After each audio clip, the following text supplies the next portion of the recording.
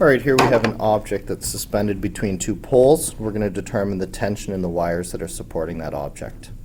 To do that, we're going to recognize that if it's suspended, what that means is that according to Newton's first law, it's not moving, so acceleration is zero.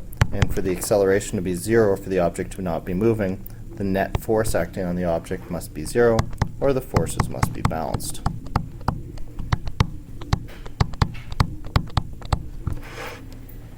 So what we're going to do is we're going to make a free body diagram of this object, and then we're going to make sure all the forces acting on it are balanced. 5 kilograms.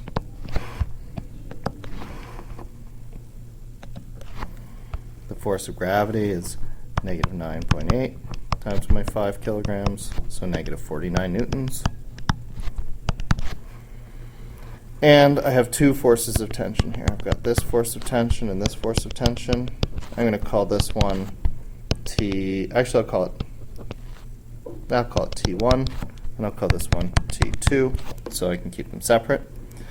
Before I put them onto this diagram, I think it's a lot easier to imagine that they're acting in components instead of acting as one tensile force, but to treat them as if they're acting as two tensile forces, acting in the x and y direction separately. So I can use the angle that they exist at to determine the relative size of those two forces. If this is T1 and this angle is 60 degrees, then we can use the right angle triangle to determine that this one would be T1 sine 60 degrees, or 0.866 T1. And this one would be T1 cos 60 degrees, or 0.5 T1. That's obviously for T1. And then for T2, same thing. This time I'm going up at an angle of 60 degrees. So if this is T2, then the y component would be T2 sine 60, or 0.866 T2. And the x component would be T2 cos 60, or 0.5 T2. Now that I've broken them into components, I can put them on my free body diagram. 0.5 T1 representing the vertical component of the T1 force. 0.866 T1 or T2 representing the vertical component of the T2 force. 0.866 T1 horizontal component of the T1 force, and 0.5 T2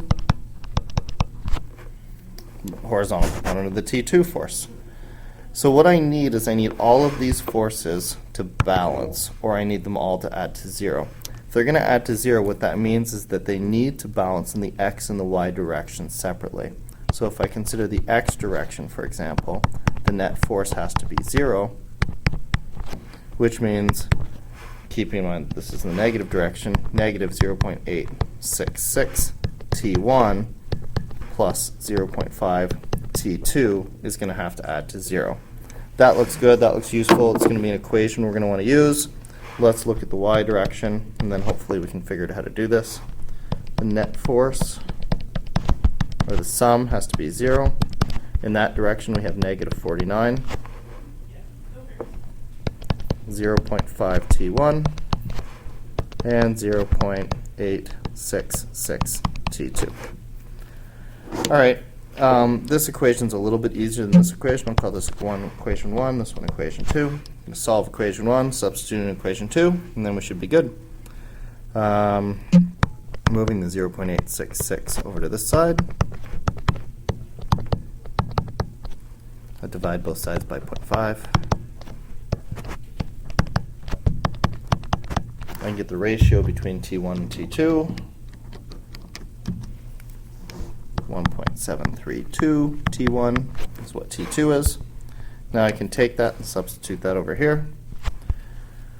0 plus negative 49 plus 0.5. I'm substituting for T2, so I'll leave T1 alone. 0.866 times 1.732 T1, making the substitution for T2.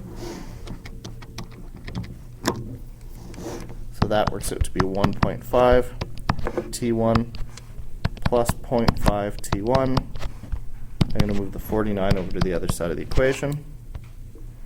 So I have half a T1 plus 1.5 T1s, so that gets me 2 T1s. So the T1 is equal to half of 49, which works out to 24.5 newtons. That's one of my tensions. To get the other tension, I can go back to my simplified equation here.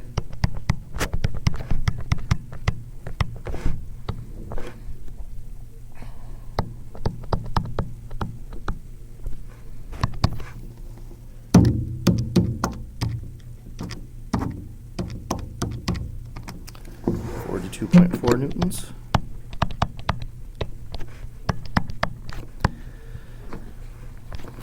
So, again, since the object is suspended, what I know is that its acceleration is 0 because it's not moving.